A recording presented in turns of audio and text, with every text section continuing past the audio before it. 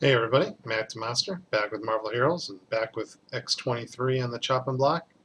And this time we got a new build for her. She's level 60, and the build's called Talon.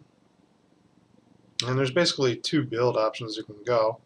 One's going to be adamantium claw style play, which I think is going to be more raid oriented, and that'll be setting up the bleeds and doing extra damage through the bleeds and everything like that. And the other play style is going to be acrobatics style through lethal acrobatics. And that's how my build's going to be. That seems to be set up more for us terminal players and midtown players and such like that. So for the build, we're going to do 20 points at the Heart of the Beast. And this is pretty nice. It gives us hit points, hit point regeneration, and then hit points when you strike a bleeding target. For this build, that's not going to come in so much. And then when you're below 50% maximum health, you gain extra health regenerations for 2.5 seconds on a 15-second cooldown. So that'll help you survive a little longer. If you're PvPing, it has the crowd control immunity for 3.5 seconds there on an 11-second cooldown. And we're going to take Fluid Stance. This is definitely designed for movement-based. Basically, lethal acrobatics builds are going to be movement-based builds. And with that, that's going to give us critical hit rating. It's going to give a projection chance, damage rating for movement powers. Plus Twirling Lunge will cost no wrath. Rending Leap applies stacks of Cleaving Claws, which is pretty nice. That'll actually give us some effect with that regenerate when you strike a bleeding target. And then Cyclone Kick and Open the Juggler will cause more damage. And when you use a movement power, you gain dexterity for 10 seconds. 20 points into Dancing Blades. This is our signature. It's also a movement. Also a bleed. So this can be activated within six times within 15 seconds. It does physical damage, a big chunk of physical damage. It does physical damage twice per second for 3 seconds and counts as a stack of Cleaving Claws.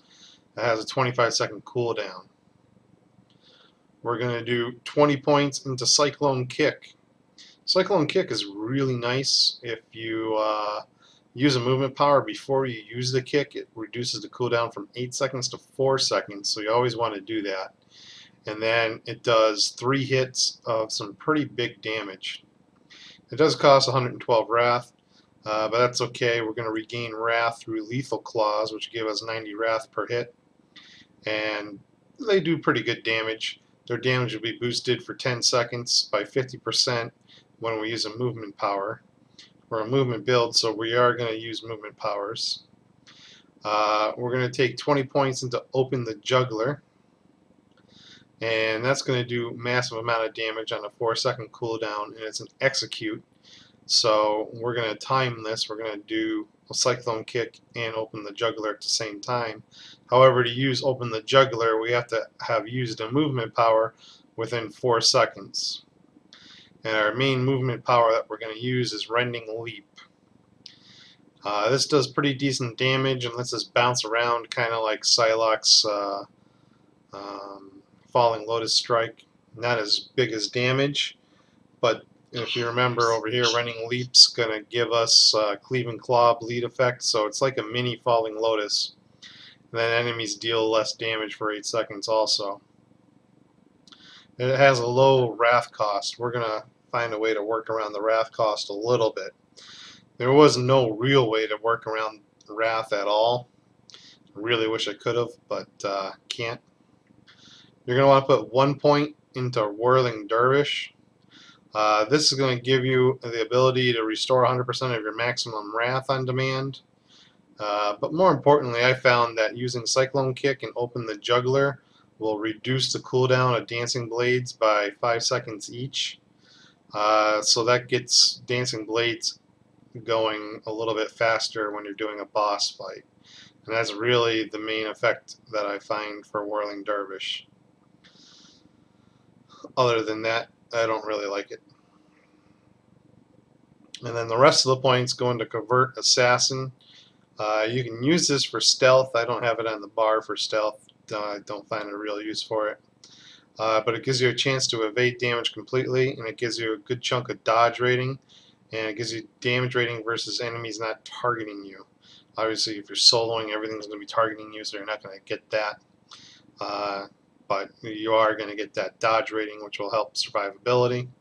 She is a little squishy, but being movement based, it's going to help with that squishiness. And then, of course, gear is going to help dramatically. But that's the build, so that's Talon. Gear-wise, I got my standard Doom Herbie here, +3 fighting, +1 rank of signature power, 2% base damage of physical attacks. All her attacks are physical attacks and 4% base health. It's a pretty awesome pet. I got a Cosmic Ring that's got health on it, a chance to slow when I hit, and 110 damage rating with melee powers, +1 to all. It's an alright ring.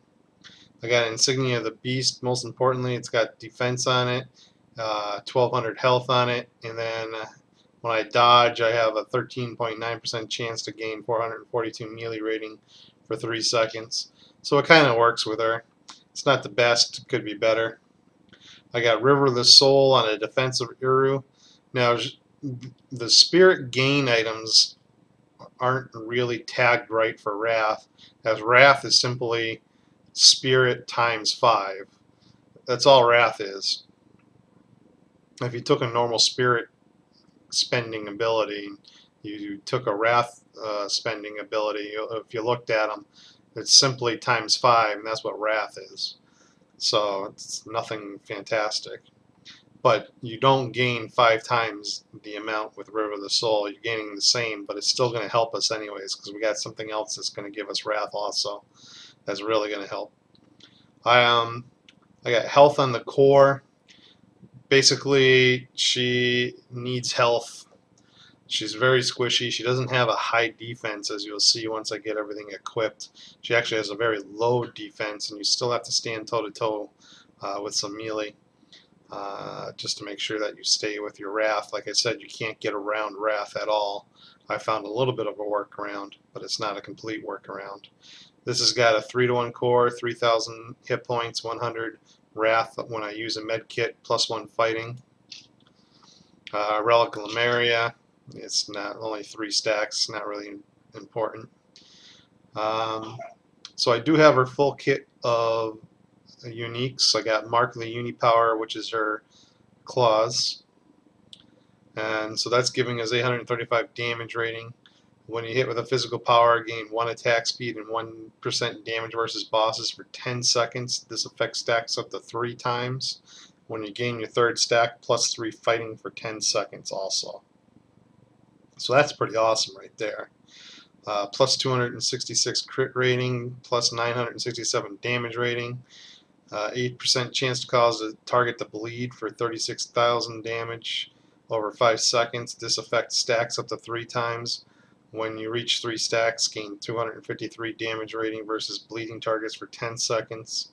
4% chance to bond with the Unipower, gaining +1 to all attributes for 10 seconds on a 1-minute cooldown.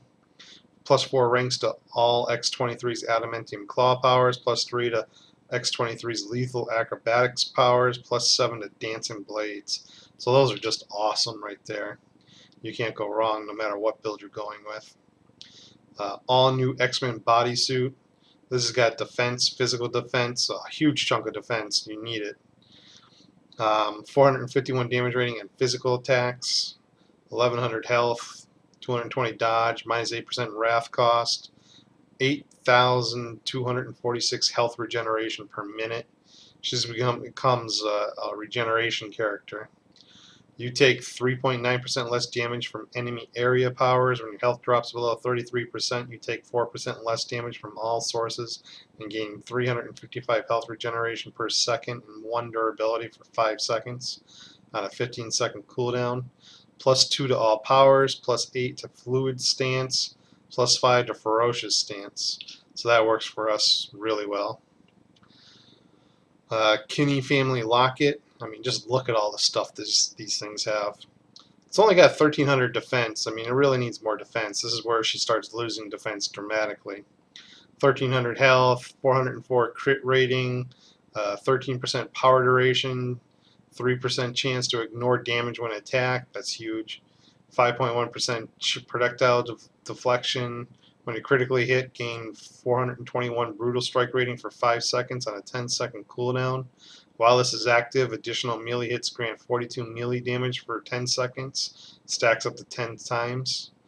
+2 to all powers, +1 to lethal claws, +5 to cleaving claws, +3 to slash and hack, +2 to capoeira. So there's just a ton of pluses on that. New X-Men boots. 1500 defense, 483 damage with movement powers, +2 strength, that's awesome. 105 wrath, that's awesome. When you use a movement power, gain 0 damage rating for 8 seconds. They say the damage is actually there, it's just mistagged, who knows. When you hit with a melee power, gain +1 attack speed and 1% movement speed for 10 seconds. This effect stacks up to 5 times. +2 to X-23's lethal acrobatic powers, +3 to all X-23's deadly operative powers. X-Force mask. 1350 defense, 404 damage rating versus enemies not targeting you. That's not going to come into handy in soloing here. 1130 health, 1040 crit damage rating, 1200 brutal damage rating, rare item find, special item find, 16% chance when you critically hit to analyze your target's weakness, gaining 7.6 base damage versus vulnerable targets for 5 seconds. +4 to convert assassin, +3 to all X-23's adamantium claws powers, and +3 to all X-23's deadly operative powers.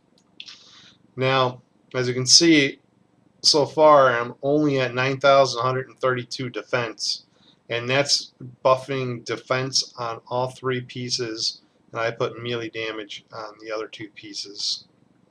Because I need defense and we're hitting with a ton of melee, I went with the advanced kung fu training sequence. Even though I'm going to lose a little bit of DPS, it still gives me 350 damage rating with melee powers. They're all melee powers, are going to give me health and some dodge, but an extra 900 defense will at least get me to the 10k mark, which I really want to be, hence the defensive 0. Advanced Crimson Crystal of Siderex is going to give me a good chunk of health and a lot of physical damage ratings, so we'll take that. I got the Industry City Patrol badge, kind of a use for that. We're going to be using a lot of movement powers, so we'll gain some physical damage rating, 415 for 30 seconds when we use one, but we'll get a big chunk of health and almost 5% base damage versus normal enemies and some movement speed. So it seemed kind of fitting to finally find a use for one of those. And of course, an advanced metasensory array. She's primed for one of these. This has got some pretty decent damage rating, some okay attack speed on it, and it's +1 to all ranks.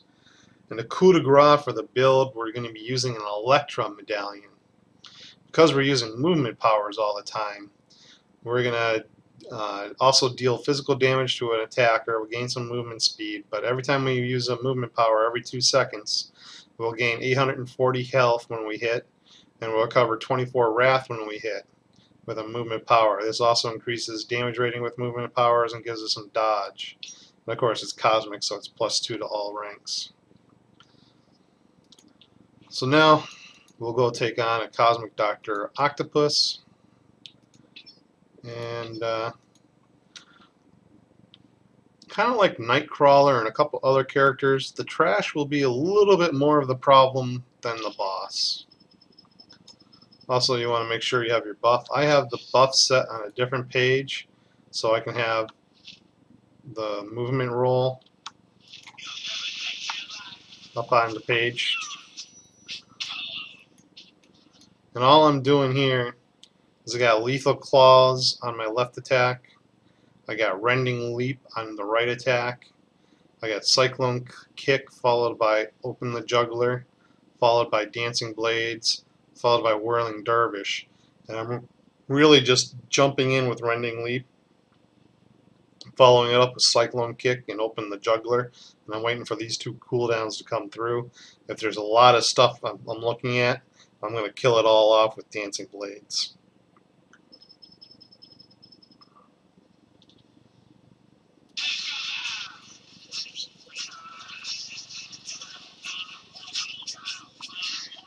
See, there's a lot of stuff out there, so I'm just killing it off with Dancing Blades.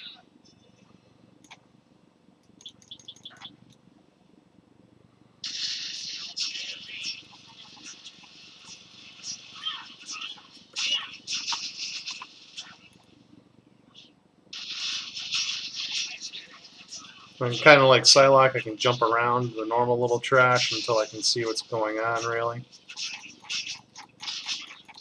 And then when I run out, I can either hit Whirling Dervish and go back to full, or just stop and do about 5 swipes with Lethal Claws. So I'm not going to like all this stuff, so I'm going to Whirling or Dancing Blade all through it, destroy it.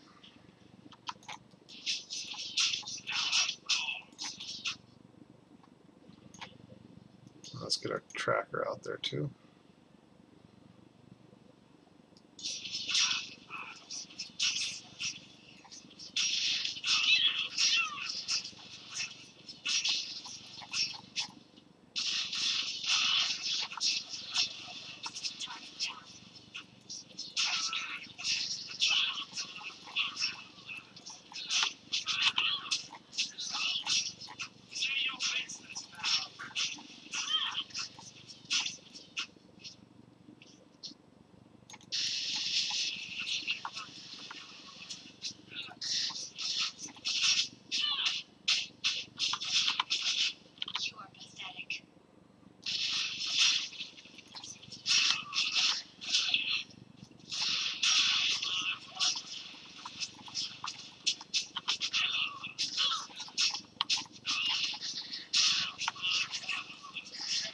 What's great about this is while we're jumping around, we avoid a lot of damage.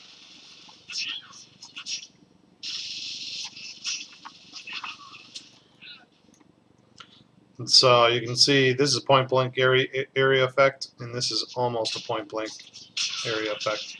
Well, it really is a point blank area effect, but it's almost a full circle. Such a wide crescent.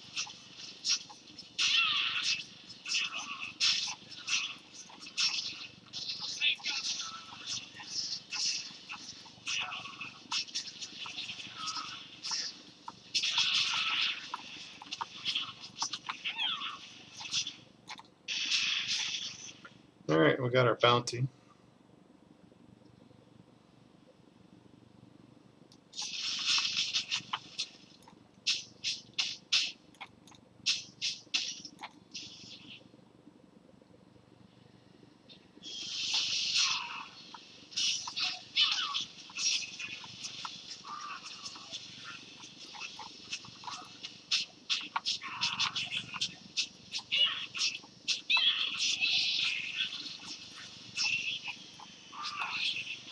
Now I hit the Whirling Dervish right before I did my 2 attacks, so I can get the cooldown off on Dancing Blades again. And that's what I'm using to get rid of those stupid Sentinels, because I always do so much extra damage.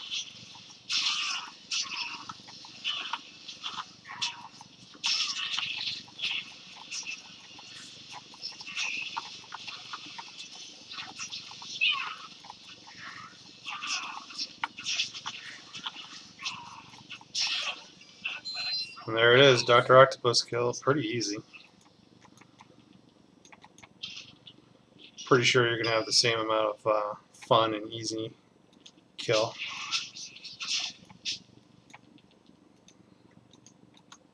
That Electrometal comes in handy because I'm not hitting Whirling Dervish for the Wrath, I'm hitting it so I can hit Cyclone Kick and open the Juggler to get 10 seconds off of Dancing Blades. So Dancing Blades comes up and I get all that extra crazy damage. I mean, that's with all the gear I'm hitting for 100,000 to 150,000 with those. So it's just nuts. And that's not even using her ultimate, which just makes her sick. So, hope it helps. Hope you guys enjoyed the Talon build, and I'll talk to everybody real soon.